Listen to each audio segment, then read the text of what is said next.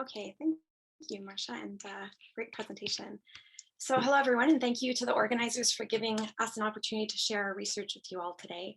I'm presenting on behalf of myself, but also Dr. Patty Leonard, and she's here in one of these little screens and might pop in at the end if we have any questions. The title of our presentation today is Family Reunification, a Social Resilience Approach to Integration.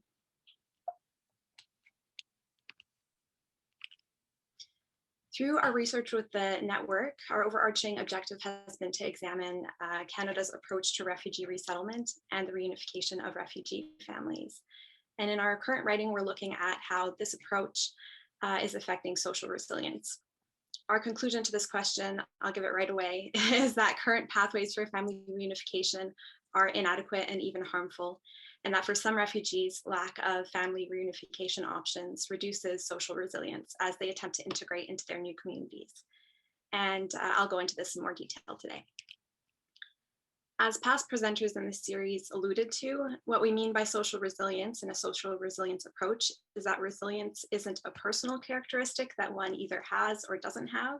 Rather, resilience is an outcome in which a member of a group has the resources, the social, economic, and cultural resources that they need to sustain their own well-being.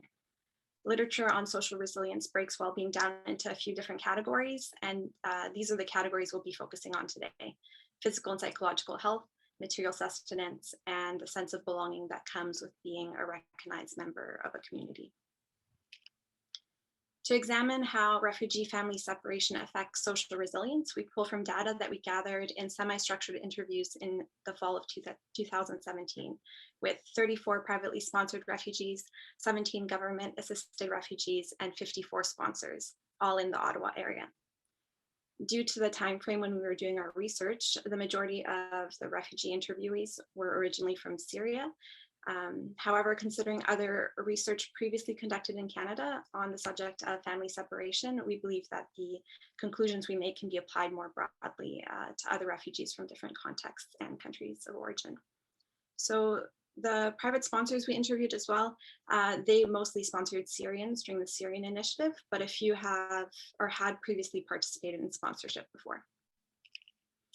So I'll start by touching briefly on some important context about refugee family resettlement in Canada, and then I'll examine what refugees and their private sponsors said about the effects of family separation and how separation creates a barrier to resilience.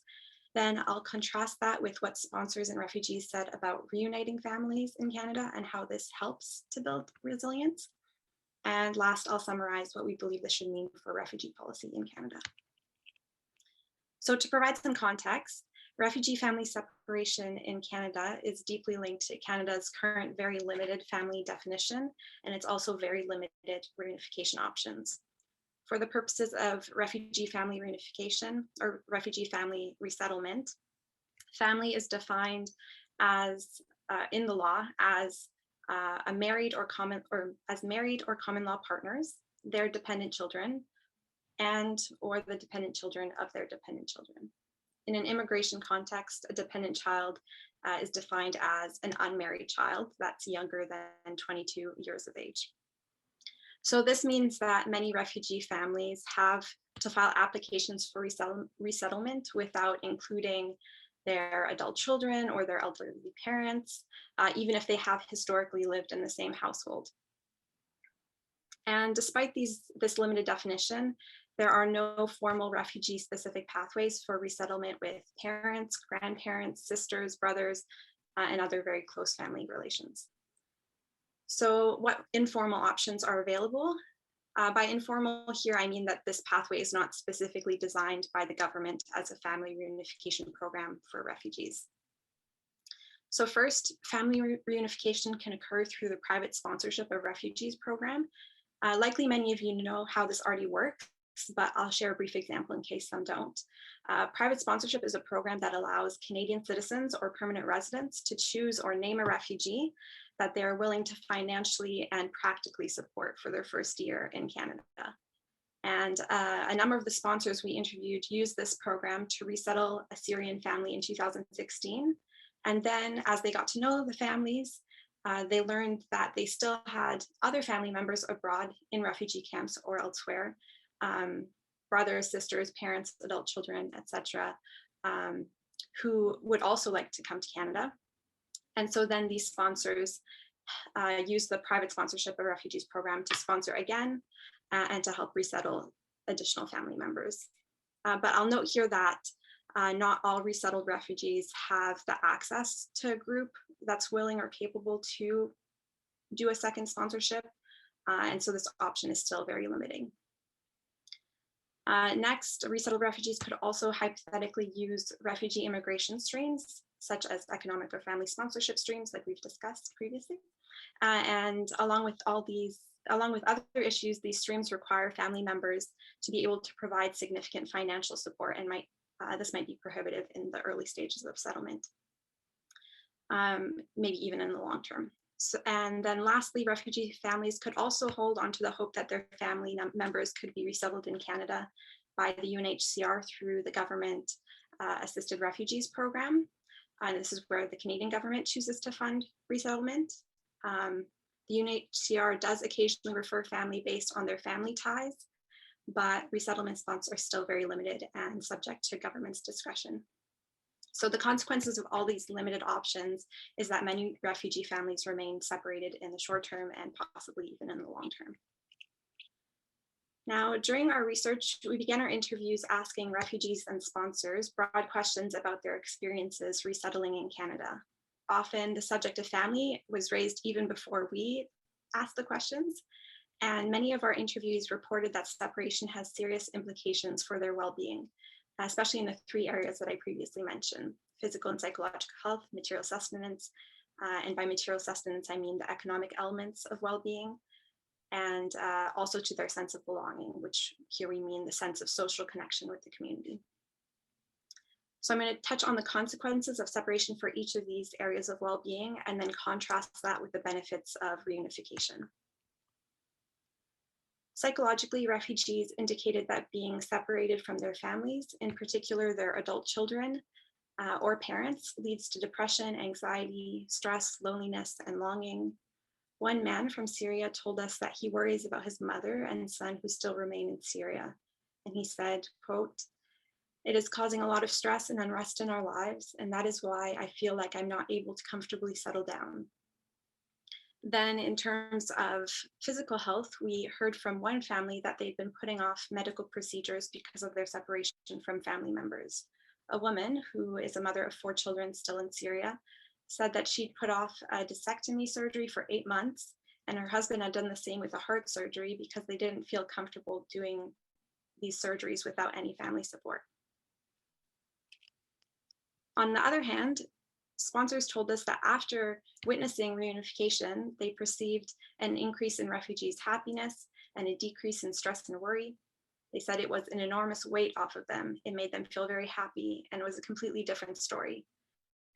This change in emotional state helped them to be able to channel energy into other aspects of their lives in settlement in Canada.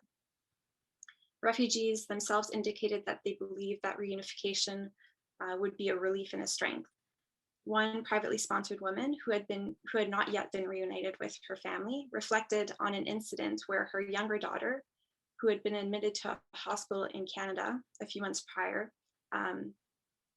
had been admitted to a hospital in Canada. So her daughter was sick, and her sponsors asked her what they could do to help. And she responded that having extended family members in Canada would have been a big help in that situation. The value of having family and close members during challenging times is probably a sentiment that we can all relate with, and just further emphasizes the obvious but paramount value of family reunification. Moving on to material sustenance, our findings here may be of particular interest to those who prioritize economic integration like the government often does.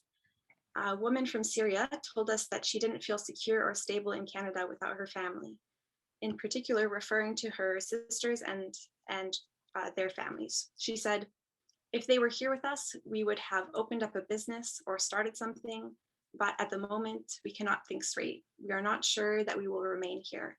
I will pursue any opportunity that will allow me to reconnect with my sisters."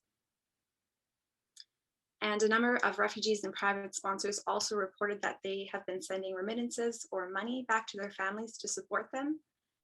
One private sponsor said that the father of the family that he had sponsored wanted to work right after arriving in Canada instead of pursuing English language courses. And the private sponsor worried that this would be an impediment to his future job prospects if he didn't learn English or French immediately. But the private sponsor understood the importance of supporting his family members abroad. Now, for those who had been reunited, sponsors reported that reunited families had significant economic benefits. It helped new refugees to navigate job hunting, networking, banking, and other logistical aspects of living in Canada. One private sponsor said, the only thing is that they have connections, and they say, oh, well, my brother-in-law can work here. So even just the logistics of working, it's a big help because they have someone on the inside with the language and customs already. So they're able to help each other find opportunities and to find work and to learn the customs of workplaces. Sponsors also indicated that the presence of older siblings, cousins, or grandparents helped with managing childcare while parents worked, household work, or even translation when they're accessing community services. Third, refugee sponsors indicated that separation seems linked to feelings of isolation, cultural differences, and language barriers. They missed talking about and sharing common experiences with their family. And separation seemed particularly isolating and discouraging when these families have little prospect of being together again. On the other hand, being reunited returned a sense of shared cultural practice, shared experience, family gathering, and emotional support. One private sponsor group located in a small town about an hour from Ottawa recounted an experience that they had with their family once they were reunited. And they talked about the sociality that they enjoyed when they were together again. They said, the men would sit around smoking, talking, and laughing. The women would be here in the kitchen in the summertime, the windows open. You could hear them laughing and singing. The men were there quite content to be out there, and they were very young and social. So in conclusion, we believe that our research shows that family reunification is a resource for social resilience. It's a resource that's recognized by refugees and by private sponsors. As we saw in our research, many sponsors have gone to extreme lengths to reunite families because they see the value it holds. Incredibly, a few groups that we interviewed helped to reunite over 20 plus family members in Canada just since 2015. So family reunification will not solve all problems, and in some situations it may cause its own, as the previous presenters alluded to. In some cases, refugees may not even have family members that they want to be reunited with. However, we believe that it would be both in refugees and in the government's interest to recognize the harm of family separation and the value of family reunification, and to provide more equitable pathways for family sponsorship in Canada. Family reunification can be a resource for social resilience that can boost refugees' ability to take on future integration challenges, whether they're related to health or sustenance or belonging. And Patty and I have more thoughts on policy options, of course, but we only have limited time today. And we've outlined them in more detail in a recent article in the Journal of Refugee Studies, and I'll post this link in the chat. And that's what we have to share today. Thank you. Thank you, Stephanie, for shedding light on the significance of family reunification and family support in the context